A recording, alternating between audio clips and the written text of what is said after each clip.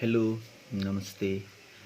आज मेरा सम्पूर्ण मित्रहरूलाई म एउटा गर्भाधानको विषयमा जानकारी गराउन गइरहेको छु।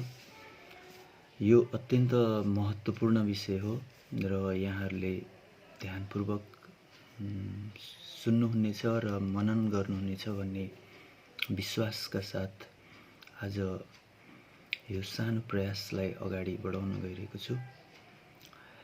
गर्भाधान संस्कार एउटा अत्यन्तै महत्त्वपूर्ण संस्कार हो र जुन आजको समयमा मानिसहरूले यसलाई प्रयोग नगरेको पाइन्छ। अब विषयतर्फ लागौँ। संस्कारका रूपमा गर्भाधान मानसिक र शारीरिक दृष्टिबाट गर्भाधान गर्न र वीर्यदान गर्न योग्य स्त्री पुरुषको समागमबाट जीवात्मा नयाँ गर्भमा स्थापित हुनुलाई गर्भाधान भनिन्छ। हिन्दू संस्कारहरूमा यसलाई मानव जीवनको पहिलो संस्कार मानिएको छ। दाम्पत्य जीवनको एउटा प्रमुख उद्देश्य असल गुणले युक्त निरोगी, दीर्घायु र सुशील सन्तान जन्माउनु पनि हो। तर अधिकांश दम्पतिहरू व्यावहारिक रूपमा यस उद्देश्यप्रति त्यति सचेत भएको पाइन्न। विवाह हुनु र सन्तान जन्मिनु सहज र स्वाभाविक कुरा हो, तर विशिष्ट किसिमको सन्तान जन्माउनु वा जन्माउने प्रयत्न गर्नु विशेष कुरा हो। यसका लागि केही विधिविधानहरूको पालना गर्नुपर्छ। अधिकांश सन्ततिहरू बाबुआमाको चाहना बिना खेलखेलमै जन्मिन्छन्। यसरी जन्मिने सन्तान सुसंयोगले कुनै असल पनि हुन्छन्, त्यो छुट्टै कुरा हो। तर यस्तो बेहोसीमा जन्मिएका सन्तानहरू सामान्यतया बाबुआमा र समाजका लागि भार बनिरहेका हुन्छन्,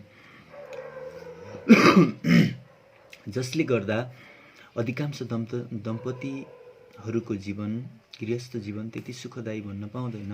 जीवनलाई सुखी, कर्मलाई सार्थक र सन्तानलाई सुशील बनाउनका लागि पति पत्नी दुवै शारीरिक, मानसिक र आत्मिक रूपले शुद्ध भएर सन्तान उत्पादन हेतु विधिपूर्वक गरिने समागम संस्कारलाई गर्भाधान संस्कार भनिन्छ। गर्भाधानबाट एउटा जीवात्मा अव्यक्तबाट व्यक्त हुन्छ, निराकारबाट आकारमा आउँछ। यहीँदेखि यस जीवनको यात्रा सुरु हुन्छ। यात्रा राम्रो नराम्रो, सुखद दुःखद कस्तो हुन्छ भन्ने कुरा जसरी साहित्यले बताउँछ, त्यसैगरी जीवन सफल असफल, सुखी दुःखी कस्तो हुन्छ भन्ने कुरा गर्भाधानले नै बताउँछ। गर्भाधान भन्नु जीवनयात्राको पहिलो साइत हो। त्यसैले प्राचीन रहस्यदर्शी जीवन वैज्ञानिक ऋषिले गर्भाधानलाई जीवनको पहिलो संस्कार मानेका छन्, किनभने यहीँबाट मानव जीवनलाई सुन्दर र सुसंस्कृत बनाउने अभियान सुरु हुन्छ। तर वर्तमानमा गर्भाधानलाई संस्कारका रूपमा अपनाउने चलन हराइसकेको छ। गर्भाधान पछि गर्नुपर्ने पुंसवन, सीमन्तोन्नयन, जात कर्म जस्ता संस्कार कर्महरू पनि विधिपूर्वक गरेको पाइन्न। विचारणीय कुरो के छ भने, जब हामी कुनै यात्राको तयारी गर्छौँ, साइत जुराउँछौँ, खेतीपातीका लागि बिउ बियाड राख्दा पनि दिन बार बेलाको विचार गर्छौँ, कुनै निर्माण कार्य थाल्दा मठ मन्दिर घरगोठ कल कारखाना आदिको शिलान्यास गर्दा दिन बार तिथि नक्षत्र आदिको शुभाशुभ हेर्छौँ। संस्कारमूलक अन्य कर्महरू पास्ने छेउर व्रतबन्ध विवाह आदि गर्दा पनि शुभ बेला, शुभ लग्न र ग्रहदशा जुराउँछौँ। तर यस धरतीका लागि नयाँ पाहुनाको जीवन यात्राकै आरम्भ गर्भाधान जस्तो अत्यन्तै महत्त्वपूर्ण कर्म गर्दा भने न हामी तिथिबारको ख्याल गर्छौँ, न शुभ बेला पर्खिन्छौँ, न शुभ मुहूर्त हेर्छौँ, न विधिविधानकै प्रवाह गर्छौँ। यसरी जीवनको आरम्भमै लापरवाही गर्न पुग्छौँ र जीवनभरि चिन्ता गर्छौँ। सन्तान गुणवान, सुशील, सुन्दर र भने जस्ता भएनन् भनेर स्वयं जन्म लिने सन्तानले पनि आफ्नो जीवन भने जस्तो नभई असफल भएकोमा दुःख मान्छ, भाग्यलाई दोष दिन्छ, विषादपूर्ण जीवन बाँच्न बाध्य हुन्छ। यी यस्ता कुराहरूको परिहार गर्दै इच्छाअनुसारका छोराछोरी जन्माएर जीवनलाई सुखमय र सार्थक बनाउने उपाय र विधिविधानको खोजी प्राचीन जीवन वैज्ञानिक ऋषिहरूले गरेका छन्, जसको ठिकसँग पालना गर्नाले उपयुक्त परिणाम प्राप्त हुने कुरा निश्चित छ। तिनी रहस्यदर्शी ऋषिहरूले आयुर्वेद, उपनिषद, गृहसूत्र आदि ग्रन्थमा बताएका केही विधिहरूको उल्लेख यहाँ गरिन्छ। क्षेत्रशुद्धि प्राचीन अध्यात्म विज्ञान तथा आधुनिक परामनोविज्ञान दुवै आत्मतत्त्वको अध्ययन गर्ने सूक्ष्म विज्ञान हुन्। यिनका अनुसार अस्तित्वमा शुभ वा अशुभ संस्कारले युक्त अनन्त आत्माहरू विचरण गरिरहन्छन्। तिनीहरू आफ्ना लागि उपयुक्त जीव गर्भको खोजीमा हुन्छन्। शुद्ध आहार विहार, पवित्र भावना र असल आचार विचारले युक्त भएको संयमित र पवित्र गर्भतिर शुभ संस्कारले युक्त भएका पवित्र आत्माहरू आकर्षित हुन्छन् भने अशुद्ध आहार विहार, नराम्रो भावना र खराब आचार विचार भएका गर्भतिर अशुभ संस्कार बोकेका आत्माहरूले आफ्नो आश्रय बनाउँछन्।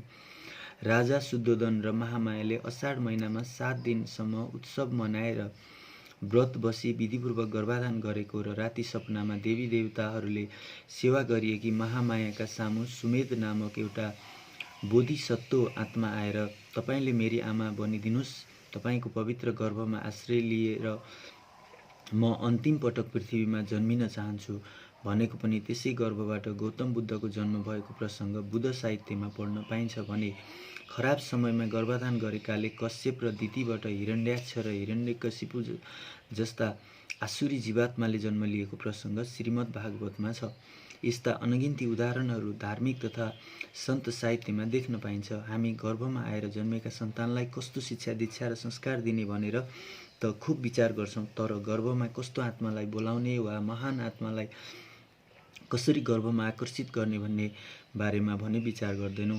स्मृति संग्रहमा भनिएको छ, निषेकाद्य वैजिकम चैनो गार्भिकम चापमृजते क्षेत्र संस्कार सिद्धिश्च गर्भाधान फलम लभेत। अर्थात् संस्कारपूर्वक गर्भाधान गर्नाले रजवीर्य तथा गर्भ सम्बन्धी दोष नाश हुन्छ र संस्कारद्वारा क्षेत्रको शुद्धि हुन्छ। यही नै गर्भाधान संस्कारको पहिलो फल हो। आहार शुद्धि, जस्तो अन्न उस्तै तन, जस्तो तन त्यस्तै मन र जस्तो तन मन त्यस्तै जीवन भन्ने उखानले जीवन राम्रो बनाउन आहार राम्रो हुनुपर्छ भन्ने कुराको बोध गराउँछ। उपनिषदमा पनि भनिएको छ, आहार शुद्धौ सत्व शुद्धि, सत्व शुद्धौ ध्रुवा स्मृति। गीता लगायत अन्य धर्मशास्त्र, आयुर्वेद तथा स्वास्थ्य विज्ञानले पनि जीवनमा आहारको महत्त्वको बारेमा प्रशस्त प्रकाश पारेका छन्। सबैको एउटै निष्कर्ष छ, जीवन राम्रो बनाउनलाई आहार राम्रो हुनुपर्छ। अत आहार सम्पूर्ण जीवनभरि नै शुद्ध, सात्विक र बल, वीर्य, ओजवर्धक तथा पौष्टिक हुनु पर्छ। यो सर्वसम्मत सिद्धान्त हो। त्यसो हुन नसके पनि कमसेकम गर्भाधानको बेलामा त हाम्रो आहार अवश्य नै राम्रो हुनुपर्छ, किनभने अघि पछिको आहारले आफ्नो जीवनलाई मात्र असर पार्छ भने गर्भाधानको बेलाको बाबुआमाको आहारले त गर्भमा आउने, हुर्किने र जन्मिने शिशुलाई समेत असर पार्छ। महान चिकित्सा शास्त्र आयुर्वेदमा भनिएको छ, आहाराचार चेष्टा वीर्यादृशिभिः समन्वितो स्त्री पुंसो समुपेयाताम तयो पुत्रो अपि तादृश। अर्थात् गर्भाधानका समयमा स्त्री र पुरुषले जस्तो आहार आचरण विचार र चेष्टा गर्छन् तिनको सन्तान पनि त्यस्तै किसिमको हुन्छ। अत गर्भाधानका बखत त्यसको अघिपछि बाबुआमा दुवैको र गर्भधारण पश्चात आमाको आहारमा विशेष ध्यान पुर्याउनुपर्छ। यहाँ केवल गर्भाधानका बेलाको आहारको चर्चा गरिन्छ। गर्भाधानको दिन र त्यसभन्दा पूर्वका दिनहरूमा पनि पति पत्नी दुवैले हल्का, सुपाच्य, ताजा, शक्तिवर्धक र स्वादिष्ट खानेकुराहरू मात्र खानुपर्छ। भोजनको पवित्रता र सात्विकता पनि उत्तिकै ध्यान दिनुपर्छ। बासी, डढेका, काँचा, उग्र गन्ध र उग्र स्वादयुक्त, गरिष्ठ, मादक र तामसी खालका खानेकुरा खानु हुँदैन। खास गरी त्यस दिनको भोजनमा मुङ र चामल मिसाएर बनाएको घृत मिश्रित खिचडी उत्तम मानिएको छ। सीमित मात्रामा ताजा मिठाईहरू र खिर खानु पनि राम्रो हुन्छ। पेयमा फलको रस वा मह मिसाएको दुध पिउनु उपयुक्त हुन्छ। गर्भाधानका बेला खानाका कारणले पेट भारी भएको अनुभव पनि नहोस् र भोक वा तिर्खा लागेको अनुभव पनि नहोस्। संसर्ग गर्नुभन्दा 3 घण्टा पहिले खाना र 1 घण्टा पहिले मह राखेको दुध पिउनु राम्रो हुन्छ। शारीरिक स्थिति, गर्भाधानमा पति पत्नीको शारीरिक अवस्था पूर्ण सन्तुलित हुनुपर्छ। दुवै स्वस्थ हुनुपर्छ। भोक र तिर्खाबाट मुक्त हुनुपर्छ। कुनै रोगले ग्रस्त भएको बेलामा वा शरीरमा पीडा भइरहेको अवस्थामा रहेको गर्भ स्वस्थ हुँदैन। दुवैले यथाशक्य श्रृङ्गार गर्नु राम्रो हुन्छ। वस्त्राभूषणहरू सफा, आरामदायी र आकर्षक हुनुपर्छ। आफूलाई मनपर्ने सुगन्धको प्रयोग गर्न सकिन्छ। शारीरिक तथा मानसिक अवस्था ठिक नभएको अवस्थामा गर्भ रह्यो भने त्यसबाट लुलो, लङ्गडो, ढाड कुप्रिएको, असन्तुलित मन भएको वा सुस्त मनस्थितिको शिशु पैदा हुने डर हुन्छ। अत गर्भाधानका बेला दुवैको शरीर स्वस्थ र मन प्रसन्न हुनुपर्छ। मानसिक अवस्था, गर्भाधानका समयमा सबैभन्दा महत्त्वपूर्ण भूमिका पति पत्नीको मानसिक अवस्थाले खेल्ने गर्छ। यति बेलाको बाबुआमाको मनोदशाको प्रभाव गर्भमा प्रवेश गर्ने भ्रूणमा निकै गहिरोसँग पर्ने हुनाले गर्भोपनिषद आदि शास्त्रहरूमा गर्भाधान गर्दा गर्भाधानकर्ताको मन प्रसन्न र शुभ भावनाले भरिएको हुनुपर्छ भनिएको छ। यस बखत आफूलाई कस्तो किसिमको सन्तानको चाहना छ त्यही अनुसारको मनोभाव तयार पार्नु उपयुक्त हुन्छ। यदि बाबुआमालाई आफ्ना सन्तान महान कलाकार साहित्यकार बनुन् भन्ने चाहना छ भने महान कलाकार साहित्यकारहरूको सम्झना गर्दै तिनका तस्बिर र कलाकृतिको अवलोकन र आस्वादन गर्नुपर्छ। दार्शनिक एवं वैज्ञानिक किसिमका सन्तानको चाहना हुनेले त्यस्तै किसिमका व्यक्तिहरूको र ज्ञानी ध्यानी सन्त भक्त योगी सन्तान चाहनेले तदनुरूपका व्यक्तित्व र विभूतिको वा आफूलाई मनपर्ने भगवानका स्वरूपहरूको चिन्तन मनन तिनका चित्रपटकहरूको वा मन्दिरहरूको दर्शन गर्नु राम्रो हुन्छ। सुत्ने कोठालाई पनि त्यस्तै महान व्यक्ति वा भगवानका तस्बिर तथा महावाक्यले सजाउन सकिन्छ। शास्त्रपाठ इष्टमन्त्र तथा महामन्त्रको जपले पनि मनलाई दिव्यतातिर उन्मुख बनाइदिन्छ। भगवान धन्वन्तरीले भन्नुभएको छ, ऋतुमती भएको चौथो दिन स्नान गरेर स्त्रीले सर्वप्रथम जस्तो मानिसलाई देख्छिन् त्यसपटक गर्भाधान भएर जन्मिने सन्तान पनि त्यस्तै किसिमको रूप गुण र स्वभावको हुन्छ। अत ऋतु स्नानपछि स्त्रीले आफूले आदर्श ठानेका महापुरुष तथा भगवत विग्रह आदिको दर्शन चिन्तन गरून् वा आफ्नै पतिको दर्शन गरून्। भक्ति वेदान्त स्वामी प्रभुपादले आफ्ना शिष्यहरूलाई यस्ता अवसरमा धेरैभन्दा धेरै महामन्त्र जप्ने निर्देशन दिनुभएको छ। हरे कृष्ण कृष्ण कृष्ण हरे हरे हरे राम राम राम हरे हरे। श्वास प्रश्वास गर्भाधानका समयमा विचार पुर्याउनु पर्ने अर्को पनि एउटा कुरा छ, त्यो हो श्वास प्रश्वासको अवस्था। हाम्रो श्वास सधैँ एउटै गतिमा एकैतिर मात्र चल्दैन, कहिले दायाँ र कहिले बायाँ नाकबाट चल्छ। दाहिनेतिरबाट सास चल्नुलाई सूर्य गति भनिन्छ भने बायाँतिरबाट चल्नुलाई चन्द्र गति भनिन्छ। हाम्रा सम्पूर्ण क्रियाकलापमा श्वास प्रवाहको ठूलो प्रभाव हुन्छ। यस विषयको एउटा छुट्टै शास्त्र छ जसलाई स्वरोदय शास्त्र भनिन्छ। गर्भाधानका बेलामा पुरुषको दायाँ नासापुटबाट र स्त्रीको बायाँ नासापुटबाट सास चल्नुलाई उत्तम मानिन्छ। यदि यस्तो अवस्था नभए प्राणायामद्वारा वा अन्य उपायले पनि श्वास प्रश्वासलाई आफूले चाहेको गतिमा ल्याउन सकिन्छ। अर्थात् दायाँ नासापुटमा श्वास ल्याउन 15-20 मिनट बायाँ कोल्टो सुत्ने र बायाँ तर्फ श्वासबाट ल्याउनका लागि 15-20 मिनट दायाँ कोल्टो सुत्नुपर्छ। आसन कामशास्त्रमा सम्भोगका धेरै तरिका र आसनहरूको चर्चा छ। कहीँ त यस्ता आसनहरू 84 सम्म पुर्याएको पाइन्छ। यौन क्रियाको आनन्द लिन र मनोरञ्जन गर्न ती थरीथरीका यौन आसनहरू इच्छा अनुसार प्रयोग गर्न सकिने भए पनि खास गर्भाधानकै प्रयोजनका लागि स्त्रीले सजिलोसँग उत्तानै सुत्नु उपयुक्त हुन्छ। किनभने दाहिने कोल्टो पर्दा कफको प्रभाव बढी पर्ने, बायाँ कोल्टो पर्दा पित्त बढ्ने र घोप्टो वा घुँडा टेकेर लिएमा वायुको प्रभाव बढी पर्ने हुन्छ। उत्तानो अवस्थामा यी तीनै तत्त्व सामान्य स्थितिमा हुन्छन्। त्यसैले आयुर्वेद शास्त्रमा यही आसनलाई गर्भाधानका लागि सबैभन्दा उपयुक्त मानिएको छ। गर्भाधानका लागि गरिने सम्भोगका बेला स्त्रीले सिरानी पूर्व वा उत्तरतिर गर्नु राम्रो हुन्छ। ठाउँ गर्भाधानका लागि स्थानको पनि उस्तै महत्त्व छ, किनभने ठाउँको प्रभाव तन र मनमा नपरी छोड्दैन।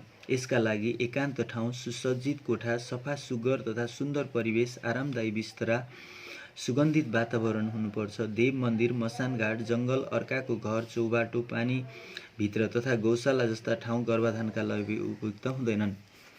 समय गर्भाधानका लागि समयको पनि ज्यादै महत्त्वपूर्ण भूमिका हुन्छ। कुसमयमा भएको गर्भाधान खतरापूर्ण र अशुभ हुन्छ। सामान्यतया महिनावारी भएको 96 घण्टा सम्भोगका लागि निषिद्ध समय हो। यसबाहेक दुवै पक्षका अष्टमी, एकादशी, औँसी र पूर्णिमा तिथि तथा ग्रहणकाल निषिद्ध छन्। सूर्योदय र सूर्यास्तको बेला पनि निषिद्ध छ। सन्ध्याकालको गर्भाधानबाट आसुरी प्रवृत्तिका सन्तान जन्मिन्छ भने प्रणाम श्रीमद् भागवत 3 स्कन्धमा दिएको छ। कुनै व्रत उपवास र पितृश्राद्धका दिन पनि गर्भाधान गर्नु हुँदैन। यी बाहेकका समयमा खास गरी रातको समय सूर्यास्त भएको 3 घण्टा पछिदेखि सूर्योदयभन्दा 3 घण्टा अघिसम्म उपयुक्त मानिन्छ। त्यसमा पनि रातको 9 बजेदेखि 12 बजेसम्मको बेला सबैभन्दा उत्तम मानिएको छ। बारका हिसाबले सोमबारका रातको सन्तान बुद्धिमान, सन्तोषी र मातृभक्त हुन्छ भने बिहीबारको सन्तान सबै प्रकारका उत्तम गुणले युक्त हुन्छ। त्यसैगरी शुक्रबारको सन्तान विद्वान, तपस्वी र ऐश्वर्यवान हुन्छ भनिएको छ। मानव जातिका अग्रज तथा मार्गदर्शक मनुले आफ्नो स्मृति ग्रन्थमा लेखेका छन्, ऋतु स्वाभाविक स्त्रीणाम रात्रय षोडश स्मृता चतुर्भिरीरतै सार्धमहोति सदीर्घहृतै तासा माद्याश्च तस्रस्तु निन्दितैकादशी च या त्रयोदशी च शेषस्तु प्रशस्ता दशरात्रय युग्मासु पुत्रा जायन्ते स्त्रियो अयुग्मासु रात्रिषु तस्माद युग्मासु पुत्रार्थी संविषेदार्तवे स्त्रियम। अर्थात् महिलाहरूको गर्भाधानको स्वाभाविक समय रजो दर्शनका दिनदेखि 16 रातसम्मको हुन्छ। यी मध्ये पहिलो 4 रातसम्म वा रज बन्द नभएसम्म सहवास गर्ने हुँदैन। त्यसैगरी 13औं रात पनि अशुभ मानिन्छ र बाँकी रहेका 10 रात्रिहरू गर्भाधानका लागि उपयुक्त हुन्छन्। तिनमा पनि छोरो चाहनेले 6, 8, 10, 12, 14, 16 रात्रिमा र छोरी चाहनेले 5, 7, 9, 11, 15 रात्रिमा समागम गर्नु राम्रो हुन्छ। तर 5औं र 6औं रात्रिका सन्तानहरू उत्तम नहुने भएकाले ती रातहरू त्याग्नु बेस भन्ने शास्त्र वचन छ। यसो भनेर 5औं र 6औं दिनमा पनि रक्तस्राव हुन सक्ने सम्भावनालाई ध्यान दिएको हुन सक्छ। यस्तो अवस्था गर्नुका पछाडि ज्यादै सूक्ष्म वैज्ञानिक कारणहरू पनि हुन सक्छन्, जसको सम्बन्ध स्त्री र पुरुषमा हुने रज र वीर्यको घटी-बढी गुणवत्ता र कामोत्तेजनासँग पनि जोडिएको होस्। गर्भाधान विधि 1। भास्कर, गृहसूत्र तथा सद्वद ब्राह्मण आदि ग्रन्थहरूमा असल सन्तान प्राप्तिको उद्देश्य राखेर गृहस्थ दम्पतिद्वारा गरिने गर्भाधानका लागि विशेष नियम तथा विधिको उल्लेख पाइन्छ, जस अनुसार रज बन्द भएपछि पत्नीले स्नान आदि नित्य कर्म सकेर पवित्र हुने, शुद्ध बनेर कुनै देव मन्दिर जाने वा महापुरुषको दर्शन गर्ने वा कोठामा भगवान, महापुरुष तथा इष्टदेवका तस्बिरहरू सजाउने, पञ्चोपचार चन्दन, फूल, धूप, दीप, नैवेद्य वा षोडशोपचारले दीप, कलश, गणेश लगायत श्री विग्रहको पूजा गर्ने, यथाशक्य आफूले पाएका मन्त्र वा महामन्त्रको जप गर्ने, चलन, परम्परा, निष्ठा र रुचि अनुसार स्तुति, वन्दना र शास्त्रपाठ वा ध्यान साधना गर्ने र अन्तमा भगवानमा कर्म समर्पण गर्ने। त्यसपछि सम्भव भए उपयुक्त पात्रलाई अन्न, वस्त्र, द्रव्य आदि दान गर्ने, शुद्ध शाकाहारी, पवित्र, रुचिकर, सुपाच्य र शक्तिवर्धक भोजन गर्ने, सकेसम्म दूध, फल, मिठाई, खिर, मह, ताजा घिउ वा मक्खन जस्ता वस्तुलाई भोजनमा समावेश गर्ने, आफूले चाहे जस्तो सन्तानको कल्पना गर्दै त्यस्तै गुण, रूप र विशेषताको चिन्तन गर्दै आफ्ना इष्टदेव, महापुरुष, आदर्श व्यक्तित्व वा भगवानको स्मरण तथा चर्चा गर्दै सकारात्मक र राम्रा विचारहरू मनमा भर्दै दिन बिताउने, साँझ पनि त्यस्तै रुचिकर र सुपाच्य सात्विक भोजन गर्ने, शयन कक्षमा जानु पूर्व दुवैले मह मिसाएको दूध 1-1 गिलास पिउने, शयन कक्ष मन्द सुगन्ध र मन्द उज्यालोयुक्त होस्, रुचि अनुसार सजाएको सुकोमल बिस्तरा होस्, मन खोलेर प्रेमपूर्ण वार्तालाप गरियोस्, प्रेम क्रीडाहरू चलुन्, इच्छित सन्तानका बारेमा चर्चा चलोस्, दुवैका मनमा उस्तै उत्तम भावना अङ्कित हुन्, हामीबाट सुन्दर, स्वस्थ, मेधावी र उत्तम गुणले युक्त सन्तान जन्मिनेछ भन्ने सङ्कल्प गर्दै पूर्व सिरानी गरेर शुभ बेलामा गर्भाधान गर्ने। बृहदारण्यक उपनिषदमा गर्भाधारणका बेला पति पत्नीले देवताहरूसँग यस्तो प्रार्थना गर्ने निर्देशन दिएको छ, गर्भधेहि सिनिवाली गर्भधेहि प्रतिष्ठके गर्भते अश्विनी देवावाधताम पुष्कर स्रजौ। अर्थात् हे कल्याणी महादेवी, सिनिवाली, प्रतिष्ठक, गर्भाधारणका लागि देव सामर्थ्य उत्तम, राम्रा कमलका फूल तथा माला लगाउने गर्भपुष्टि गरून्। साथै अश्विनीका कुमारले गर्भविधान अनुसार गर्भाधान पश्चात कम्तीमा 30 देखि 50 मिनटसम्म सम्बन्धित महिला उठ्नु हुँदैन। त्यसपछि उठेर दुवैले पानीको प्रयोग गर्न सक्छन्, नुहाउन सक्छन्। गर्भाधान विधि 2। गर्भाधानको अर्को वैदिक विधि पनि छ, जस अनुसार रजोवती भएपछि रज बन्द भएको दिन बिहान स्नान आदि नित्य कर्म सकेर पवित्र भएपछि सम्भव भए आफैले पूजा सामग्री, चामल, चन्दन, अक्षता, धूप, दीप, फूल आदि र हवनका लागि पायस समेत तयार बनाई पूजास्थलमा जाने वा घरैमा यस्तो ठाउँ बनाउने। संक्षिप्त विधिले वेदीमा वा अन्य कुनै पात्रमा मक्कल आदिमा अग्नि स्थापना गर्ने, पूर्वाधिक्रमले दीप गणेश कलशको स्थापना गरी यथाविधि आफ्ना इष्टदेव वा ग्रह आदिको पूजा प्रार्थना गर्ने पूजा विधि पूर्वाङ्ग कर्ममा हुन्छ। अग्नि प्रज्वलनमा गरिने निम्न मन्त्रहरू पढ्दै 3 पटक आहुति दिने। ओम आग्नेय स्वाहा, ओम आग्नेय स्वाहा, ओम आग्नेय स्वाहा, ओम अनुमतय स्वाहा, ओम अनुमतय स्वाहा, ओम अनुमतय स्वाहा, ओम देवाय सवित्रे सत्य प्रसवाय स्वाहा, ओम देवाय सवित्रे सत्य प्रसवाय स्वाहा, ओम देवाय सवित्रे सत्य प्रसवाय स्वाहा। यसपछि फेरि दुवैले ओम अग्नेय स्विष्टकृत्य स्वाहा भनेर अग्निमा 1 पटक आहुति दिने। आहुति दिएर बाँकी रहेको चारु पायस खीर अर्को चोखो भाँडामा खन्याएर राख्ने र त्यसमा अलिकति घिउ मिसाएर दुवैले खाने। अनि दुवैले आचमन गरी हात धोएर शुद्ध हुने। सामग्री: इष्टदेव भगवान तथा महापुरुषका लागि तस्बिरहरू, फूल, धूप, दीप, चन्दन, अक्षता, नैवेद्य, फल, मिठाई, मह, दूध, चामल, पायस, हवनका लागि मक्कल, समिधा, कपुर, आगो, पञ्चपात्र, अम्खुरा, पूजा थाली, पञ्चपल्लव वा आँप पिपलका पात, दुबो। त्यसपछि पतिले कलशमा राखेको पञ्चपल्लवमा हात लिएर कलशको जलद्वारा तलको मन्त्र पढ्दै आफूलाई र पत्नीलाई अभिषेक गर्ने। ओम उत्तिष्ठातो विश्वावसो अन्यामिच्छ प्रकर्तव्यम समजायापत्यासह, अर्थात् हे विश्वावसु, उठ र यिनलाई छाडेर अन्यत्रै जाऊ, यी मेरी प्रियतमा हुन्। निम्नलिखित मन्त्र पढ्दै भगवानमा कर्म समर्पण गरी यथाशक्य दान भोजन आदि गर्ने गराउने। कायेन वाचा मनसिन्द्रियैर्वा बुद्ध्यात्मना वा नुसृतेष्वावत् करोमि यद्यत् सकलं परस्मै नारायणायति समर्पयामि। शरीर, बोली, मनले, बुद्धिले, आत्मा तथा इन्द्रियले, स्वभावले गरिन्छ जे सब गर्छु अर्पण परेश नारायणमा म भक्तिले। यसपछि दिनभरिको समयमा मनमा शुभ विचार गर्दै भगवान वा इष्टदेवको स्मरण गर्दै महापुरुषको चर्चा गर्दै र शुभ कर्म गर्दै बिताउने। साँझमा पनि पहिले उल्लेख गरिए अनुसारको पवित्र भोजन गरेर यथा समय शयन कक्षमा जाने। गर्भाधानको समय भएपछि पतिले निम्नलिखित मन्त्र उच्चारण गर्दै वा त्यस भाव स्मरण गर्दै पत्नीलाई अङ्कमाल गर्ने। ओम अमोहास्मि सा तोम सा तोमस्यो मो अह सामहास्मि हास्मि रिक तोम धुरहम पृथिवी तोम तावेहि सम्रभावहै सह ऋतु दधावहै पुष्य पुत्राय वित्तय। अर्थात् म प्राण हूँ, तिमी बाणी म प्राण हूँ, म साम हूँ, तिमी रिक हौ, म स्वर्ग धरती तिमी। यो गर्भाधानका लागि बनौँ तत्पर धैर्यले, जन्मो सुन्दर सन्तान हाम्रो यो रजवीर्यले। यसपछि दुवैले मनमा प्रसन्न र हृदयमा आनन्दको अनुभूति गर्दै पूर्व सिरानी गरेर तलका मन्त्र वा मन्त्रको भाव हृदयङ्गम गर्दै गमन गर्नु। ओम विष्णु योनिम कल्पयतु तुष्टा रूपाणी पिंसतु आसिञ्चतु प्रजापतिर्धातां गर्भ दध्यातु ते। ओम यथा अग्नि गर्भा पृथिवी यथा दौरिणेन्द्र गर्भिणी वायुर्दिशां यथा गर्भ एवं गर्भ दधामि ते असौ। अर्थात् विष्णुले योनिको शुद्धि, तुष्टा सुन्दरता दिउन्, प्रजापति दिउन् बीज, धाता गर्भ लिने बनुन्, अग्निले पृथ्वीलाई, स्वर्गलाई सुरेन्द्रले, दिशालाई वायुले झैँ म गर्भ राख्दछु प्रिय।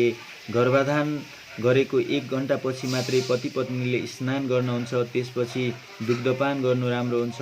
यसरी विधिपूर्वक गरिएको गर्भाधानबाट इच्छा अनुसारको सन्तान प्राप्त हुन्छ भन्ने शास्त्रीय मत छ। यसरी आज गर्भाधानको विषयमा हजुरहरूले एउटा राम्रो जानकारी प्राप्त गर्नुभएको छ। यसलाई पक्कै पनि मनन गर्नुहुनेछ भन्ने आशासहित आजलाई बिदा चाहन्छु। नमस्ते।